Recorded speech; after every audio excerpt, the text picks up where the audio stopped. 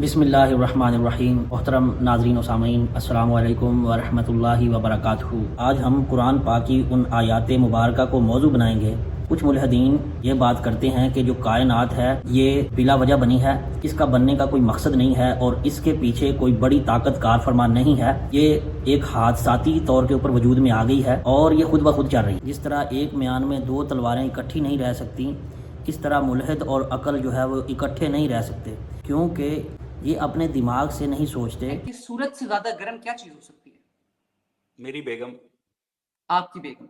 بہترین جواب۔ اس کا نظام جو ہے یہ خود بخود چل رہا ہے، چونکہ وہ فزیکل چیزوں کو مانتے ہیں۔ جس طرح سائنس جو ہے کسی تجربے کی بنیاد کے اوپر کوئی بات پیش کرتی ہے، تو اسی طرح ملحد بھی کہتے ہیں کہ قرآن پاک اگر یہ اللہ تعالیٰ کا کلام ہے تو اس میں ایسی بات ہونی چاہیے جو کہ انسان اس کو بیان نہ کر سکے، یعنی کہ ان کے نزدیک یہ اللہ کے رسول صلی اللہ علیہ وسلم نے نعوذ باللہ خود سے بنا لیا ہے، یہ اللہ کا کلام نہیں ہے۔ قرآن مجید فرقان حمید میں ایسی کیا بات ہے جو کوئی انسان نہیں لکھ سکتا؟ میں نے قرآن مجید کا بہت بغور مطالعہ کیا بچپن میں مسلمان کے طور پر اور بڑے ہو کے پریکٹیکلی بھی، لیکن مجھے اس میں ایسی کوئی بات نظر نہیں آئی جو عام انسان نہ لکھ سکتا ہو۔ بلکہ اس میں تو گھریلو میٹرز ڈسکس ہوئے ہیں، بتایا گیا ہے کہ چچا کے ہاتھ ٹوٹ جائیں، اس طرح کی گفتگو ہوئی ہے کہ تم اٹھ کے چلے جاؤ اب دیر ہو گئی ہے، لیکن مجھے اس میں ایسی کوئی بات نظر نہیں آئی جو کہ اس کائنات کا خالق کر سکتا ہے، وہ ایک عام انسان نہ کر سکتا۔ اور قرآن پاک کیا کہتا ہے؟ 1400 سال پہلے نازل ہونے والی کتاب قرآن پاک، جس میں اللہ تعالیٰ نے واضح فرمایا کہ وَهُوَ الَّذِي خَلَقَ اللَّيْلَ وَالنَّهَارَ وَالشَّمْسَ وَالْقَمَرَ كُلٌّ فِي فَلْكٍ يَسْبَحُونَ، اور وہی ہے جس نے رات اور دن، چاند اور سورج کو پیدا کیا، سب اپنے اپنے مدار میں تیر رہے ہیں۔ یہ قرآن میں اللہ تبارک و تعالیٰ نے اس وقت فرمایا جب سائنس ابھی اس سے آشنا نہیں تھی، اس وقت جب اللہ تبارک و تعالیٰ نے قرآن میں فرمایا کہ سب اپنے اپنے مدار میں تیر رہے ہیں، کل ان کا ذکر آ گیا۔ اللہ نے کسی کو علیحدہ مینشن نہیں کیا، ورنہ یہاں ہوتا کہ بھائی زمین جو ہے وہ ساکن ہے۔ اس وقت سائنس کا یہی نظریہ تھا کہ زمین ساکن ہے۔ یہ تو نظریہ ارسطو جو کہ 322 سے 384 قبل از مسیح یونانی فلسفی، جس نے کہا تھا کہ زمین ساکن ہے، اور بطلموس جو کہ 100 عیسوی سے 170 عیسوی تک اس نے المجسٹ نامی کتاب لکھی اور اس کے اندر اس نظریے کو تفصیل سے بیان کیا۔ یہ نظریہ 1400 سال تک دنیا میں سچ مانا جاتا رہا اور بعد میں یہ نظریہ ثابت ہو گیا کہ زمین بھی حرکت کر رہی ہے۔ اور قرآن پاک کیا کہتا ہے؟ جس میں اللہ تعالیٰ نے واضح فرمایا کہ سب اپنے اپنے مدار میں تیر رہے ہیں۔ تو پہلے تو یہ سمجھ لیں کہ اللہ تبارک و تعالیٰ نے انسان کو جو بنایا ہے اور اس کے پاس جو دماغ ہے وہ ایسا کمپلیکس ہے، اور دماغ کے ساتھ ساتھ جو انسان کی آنکھیں ہیں یہ اتنی کمپلیکس ہیں کہ سائنسدان بھی مانتے ہیں کہ یہ چیزیں خود سے نہیں بن سکتی۔ پہلے ہم اس کو سائنسی طریقے سے پروو کریں گے اور پھر قرآنی آیات بھی اس کے اوپر پیش کریں گے۔ اور چارلس ڈارون، جس نے یہ نظریہ پیش کیا تھا کہ انسان ارتقائی مراحل سے گزر کر بنا ہے، اس کو خدا نے نہیں بنایا بلکہ وہ ارتقائی مراحل سے گزر کر بنا ہے، لیکن اس نے بھی یہ بات کہی کہ آنکھ جیسی پیچیدہ چیز کو دیکھنے کے بعد یہ ناقابل یقین لگتا ہے کہ انسانی آنکھ خود سے بن جائے، جس کو منکرین خدا دلیل کے طور کے اوپر بھی پیش کرتے ہیں۔ اس نے بھی یہ بات کہی تھی کہ انسان کی آنکھ کی پیچیدگی کو دیکھ کر انسان کو یہ آنکھ جو ہے ارتقاء کے عمل سے گزر کر بن جائے، یہ ایک ناقابل یقین لگتا ہے۔ لیکن بعد میں اس نے اس کی بھی تھیوری وغیرہ پیش کی۔ اور آئزک نیوٹن، جس نے سائنس کی دنیا میں انقلاب برپا کیا، اس نے کہا کہ جسم کی پیچیدگی اور خاص کر آنکھ کی تخلیق خدا کی نشانی ہے۔ آئزک نیوٹن نے بھی اس بات کو تسلیم کیا کہ انسانی جسم جتنا پیچیدہ ہے، آنکھ اس سے بھی زیادہ پیچیدہ ہے، تو آنکھ خدا کی قدرت کی ایک نشانی ہے۔ اور اگر انسانی آنکھ کی بات کی جائے تو اس کے روڈ میں تقریباً 12 کروڑ پردہ چشم ہیں، جس کو ریٹینا بولتے ہیں۔ ریٹینا خلیے ہوتے ہیں، اور کون خلیے 60 لاکھ ہوتے ہیں جو انسان کو اندھیرے میں دیکھنے میں مدد دیتے ہیں۔ یہ ریڈ سیل ہوتے ہیں۔ کون سیل رنگوں کو پہچانتے ہیں۔ آنکھ تقریباً 1 کروڑ 10 ملین مختلف رنگوں کو پہچان سکتی ہے، اور یہ سب سے زیادہ باریک چیز جس کو وہ دیکھ سکتی ہے وہ ایک بال ہے، یہ اس سے باریک چیز کو نہیں دیکھ سکتی۔ اور انسانی آنکھ کی دیکھنے کی ایک لمٹ ہے، ہم صرف ویزیبل لائٹ دیکھ سکتے ہیں، یعنی وہ روشنی جو 400 نینو میٹر سے 700 نینو میٹر یعنی کہ بلو سے ریڈ کے درمیان دیکھ سکتی ہے۔ اور اس کے علاوہ سورج کی شعاعیں جن میں الٹرا ریز ہوتی ہیں ان کو آنکھ نہیں دیکھ سکتی۔ حرارت کی لہریں اور وہ بیکٹیریا جو جسم سے خارج ہوتے ہیں ان کو آنکھ نہیں دیکھ سکتی۔ اسی وجہ سے اللہ تبارک و تعالیٰ نے فرمایا کہ تمہیں ایک محدود علم دیا گیا ہے، تمہیں بہت کم علم دیا گیا ہے، اور ہمارے ارد گرد بہت سی ایسی چیزیں ہیں جن کو ہماری آنکھ نہیں دیکھ سکتی، جس کو ہم صرف محسوس کر سکتے ہیں، جیسے ہمارے وائی فائی کے سگنل ہیں، ہوا ہے، آکسیجن ہے، جس کو ہم نہیں دیکھ سکتے۔ ایک اور اسٹرانومر فیرڈ ہائل، جنہوں نے ایک تھیوری لکھی کہ لائف کا رینڈملی ڈیولپ ہونا ایسا ہی ہے جیسے ینگ یارڈ کی ایک ویو سے ہوا کی ایک ویو ایروپلین بنا دے، یعنی کہ انہوں نے جو تھیوری پیش کی اس کے مطابق انہوں نے کہا کہ یہ ناممکن سی بات ہے کہ کائنات جو ہے وہ خود سے بن جائے۔ اصل میں اللہ تبارک و تعالیٰ نے انسان کو بہت کم علم دیا ہے۔ قرآن پاک میں اللہ تبارک و تعالیٰ نے فرمایا، سورہ بنی اسرائیل کی آیت نمبر 85 ہے، جس میں اللہ تبارک و تعالیٰ نے فرمایا اوتیتم من العلم الا قلیلا۔ اللہ تعالیٰ انسان سے مخاطب ہیں کہ تمہیں بہت ہی کم علم دیا گیا ہے۔ اب چاہے انسان اپنی زمین سے نکل کر تمام سیارے اور ستارے جو ہماری ملکی وے گلیکسی کے اندر موجود ہیں، اور ہم انسان ابھی تک ان سب کو نہیں جان پائے، اور کائنات اتنی بڑی ہے، اور ناسا نے جتنے بھی ابھی تک خلائی مشن بھیجے ہیں ان میں سے کسی مشن نے بھی ابھی تک کامیابی کے ساتھ ہماری ملکی وے گلیکسی کو کراس نہیں کیا۔ اور ناسا نے جو ابھی تک 2 خلائی مشن وائجر 1 اور وائجر 2 جو خلا میں بھیجے تھے، ان دونوں نے ابھی تک ملکی وے گلیکسی کو پار کرنا تو دور کی بات، ابھی تک وہ ہمارے شمسی نظام سے نکل چکے ہیں اور انٹرسٹیلر سپیس میں ہیں، یعنی کہ سورج کی ہیلیوسفیئر سے باہر نکل آئے ہیں، لیکن پوری گلیکسی ملکی وے سے باہر نہیں نکلے، کیونکہ ہماری گلیکسی 1,00,000 لائٹ ایئر کے فاصلے پر پھیلی ہوئی ہے، جس کو پار کرنا مشکل ہی نہیں بلکہ ناممکن بھی ہے۔ آپ اندازہ لگائیں کہ ہم اپنی ہی گلیکسی جس میں ہم ہیں اس کے بارے میں مکمل نالج حاصل نہیں کر سکے، اور جو اس کے علاوہ اینڈرومیڈا گلیکسی ہیں اور اربوں خربوں گلیکسیز جو موجود ہیں، ہم ان کے بارے میں ابھی تک ریسرچ مکمل نہیں کر سکے۔ کیا ایسی زمین بھی کہیں اور موجود ہے؟ ابھی تک سائنسدان اس کی جانچ پڑتال نہیں کر پائے۔ اب اس طرف آتے ہیں کہ زندگی اس زمین پر کس طرح آئی ہے۔ تو ایک سائنسدان ہے سر جیمز جینز، 1877 سے 1946 تک، یہ ایک مشہور اسٹرونومر یعنی ماہر فلکیات۔ ان کا یہ نظریہ تھا کہ کائنات جو ہے وہ کسی اندھے اتفاق سے نہیں بنی، بلکہ اس کے پیچھے ایک بہت سپریم پاور ہے جس نے اس کائنات کو بنایا ہے۔ سر جیمز جینز نے حیات اور کائنات کے منظم نظام کے بارے میں ایک تھیوری پیش کی تھی۔ وہ تھیوری یہ تھی کہ یہ کائنات جو ہے وہ کسی خالق کے بنانے سے بنی ہے، نہ کہ کسی اندھے اتفاق سے۔ اللہ تبارک و تعالیٰ نے فرمایا کہ ہم نے اس کائنات کو پانی سے پیدا کیا، یعنی کہ اس کائنات کی ہر چیز جو ہے وہ پانی سے بنی ہے، تو اس کو ہم سمجھتے ہیں۔ ایک روسی سائنسدان الیگزینڈر 1924 اور برطانوی سائنسدان JBS ہالڈین 1929 میں، ان دونوں نے ابتدائی زمین کے سمندروں میں کیمیائی مادے جمع ہوئے جہاں سے زندگی کو پہلی شکل ملی، یعنی کہ ایک پہلا سیل یا خلیہ مارز وجود میں آیا، ایک سادہ سیل وجود میں آیا، یعنی کہ سائٹوپلازم۔ اب سائٹوپلازم کیا ہے؟ یہ وہ گاڑھا مائع ہے جو کہ سب سے پہلے زمین پر بنا، ان کے نزدیک سب سے پہلے سائٹوپلازم بنا۔ یہی وہ مادہ ہے جس میں زندگی کے بنیادی اجزاء DNA اور پروٹینز کام کرتے ہیں، لیکن یہ خود سے زندگی نہیں بناتا، اس کے لیے پانی، حرارت، توانائی اور مخصوص کیمیائی حالات ضروری ہیں۔ اور قرآن پاک میں جو اللہ نے فرمایا، سورہ انبیاء کی آیت نمبر 30 ہے، وَجَعَلْنَا مِنَ الْمَاءِ كُلَّ شَيْءٍ حَيٍّ، یعنی کہ اللہ تبارک و تعالیٰ نے فرمایا کہ ہم نے ہر زندہ چیز کو پانی سے پیدا کیا۔ اب 1924 اور 1929 میں کی گئی تحقیقات سے جو پتہ چل رہا ہے قرآن پاک میں 1400 سال پہلے یہ کیسے ممکن تھا کہ کوئی اس کو پیدا کرنے والا یعنی خالق خود بتا دے کہ یہ کائنات جو ہے میں نے کیسے بنائی ہے۔ اب اللہ تبارک و تعالیٰ نے ملحدین کو ڈائریکٹ جواب دے دیا ہے۔ اب ملحد جو ہے وہ عقل سے پیدل ہوتے ہیں، وہ سوچتے نہیں ہیں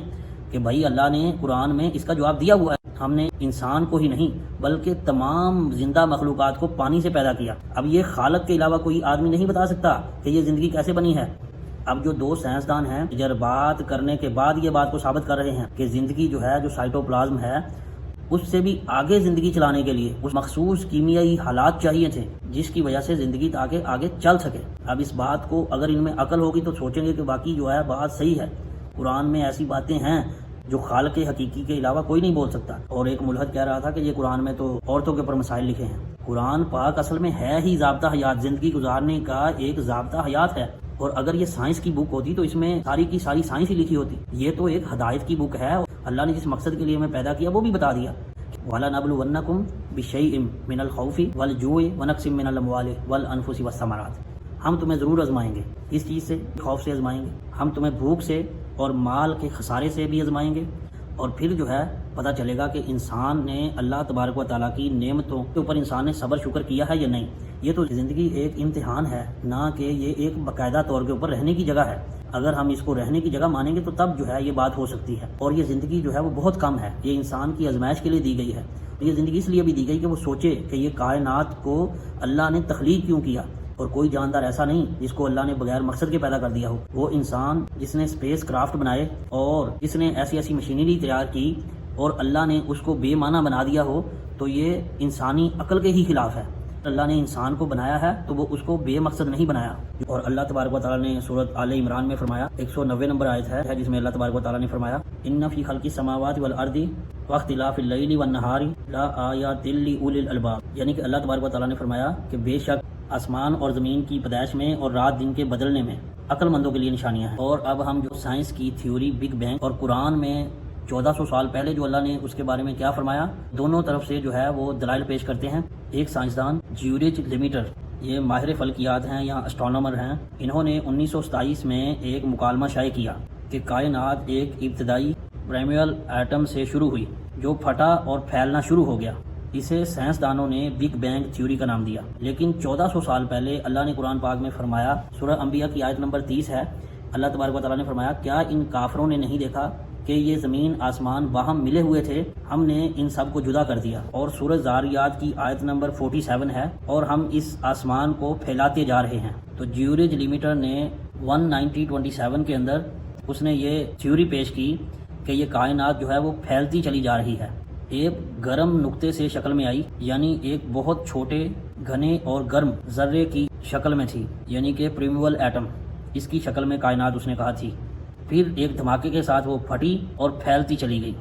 اور اب پھیلتی چلی جا رہی ہے۔ اور بعد میں ایک مشہور سائنسدان ایڈون ہبل نے 1929 میں اپنی دوربین کے مشاہدات سے اس بات کو سچ ثابت کیا کہ کہکشائیں ایک دوسرے سے دور جا رہی ہیں، یعنی کہ پھیل رہی ہیں۔ اس طرح سورہ زاریات کے اندر اللہ تبارک و تعالیٰ نے فرمایا کہ ہم اس کائنات کو پھیلاتے چلے جا رہے ہیں۔ اب کوئی بیوقوف انسان ہی ہے جو قرآن پاک کی اس بات کو تسلیم نہ کرے کہ یہ کائنات جو ہے اللہ نے جس طریقے سے بنائی تھی، پورے کا پورا وہ طریقہ قرآن کے اندر اللہ تبارک و تعالیٰ نے لکھ دیا، حالانکہ قرآن ہدایت کی بک ہے، نہ کہ یہ ایک سائنس کی بک ہے۔ تو یہاں پر ایک یہ بھی سوال پیدا ہوتا ہے کہ اگر قرآن پاک سائنس کی بک نہیں ہے، ہدایت کی بک ہے، تو ہم اس میں سے وہ آیات مبارکہ جو کہ سائنس کے متعلق ہیں وہ کیوں بیان کرتے ہیں؟ تو اس کی سب سے بڑی وجہ یہی ہے چونکہ منکرین خدا کا یہ دعویٰ ہے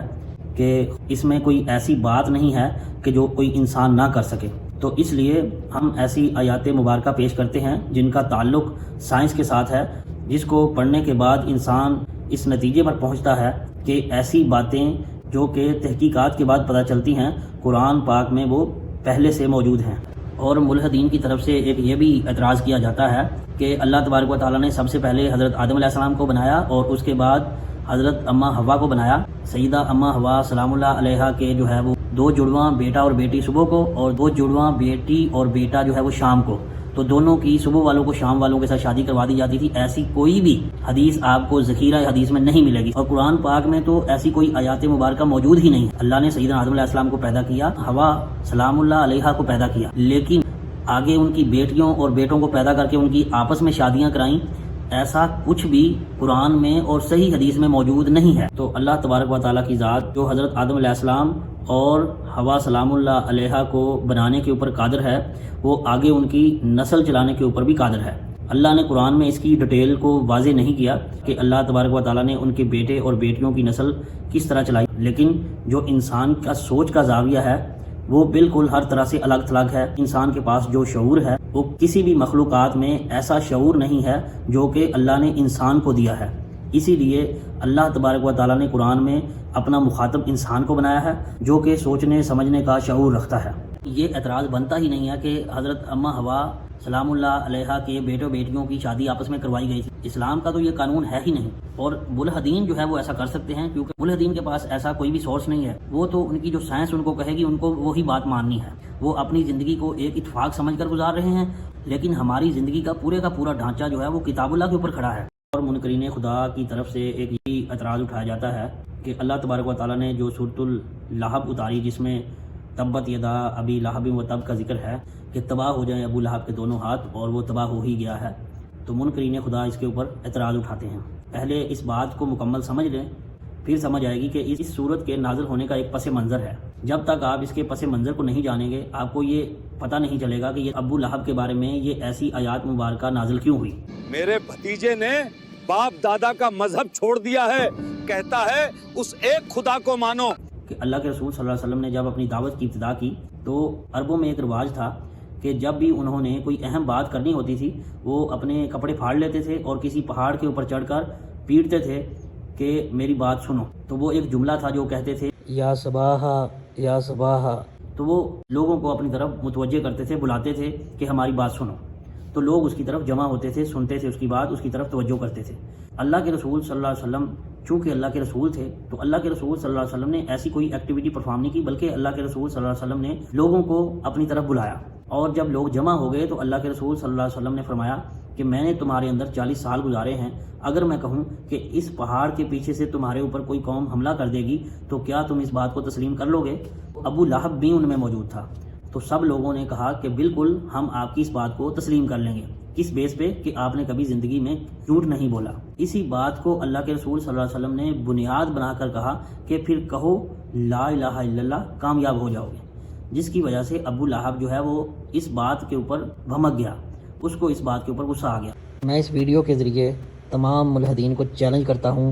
کہ وہ کوئی ایک ایسی حدیث لے آئیں جس میں کسی کافر نے یا ابو لہب نے یا اللہ کے رسول صلی اللہ علیہ وسلم کے کسی دشمن نے اللہ کے رسول صلی اللہ علیہ وسلم کا دعویٰ نبوت کرنے سے پہلے یا بعد میں کسی نے اللہ کے پیغمبر کو آ کر کہا ہو کہ آپ نے یہ بات جھوٹ فرمائی تھی۔ میرا یہ چیلنج منکرین خدا کو ہے جو اللہ کے رسول صلی اللہ علیہ وسلم کے اوپر جھوٹے الزامات لگاتے ہیں، وہ کسی ایک حدیث سے اس بات کو ثابت کر کے دکھائیں۔ اللہ کے رسول صلی اللہ علیہ وسلم نے فرمایا کہ میں اللہ کا رسول ہوں، تو اس نے اپنی ضد کی وجہ سے اللہ کے رسول صلی اللہ علیہ وسلم کا انکار کر دیا، حالانکہ تھوڑی دیر پہلے ہی اس نے اس بات کو تسلیم کیا تھا کہ 40 سال گزرنے کے باوجود آج اگر ہم کوئی بات کریں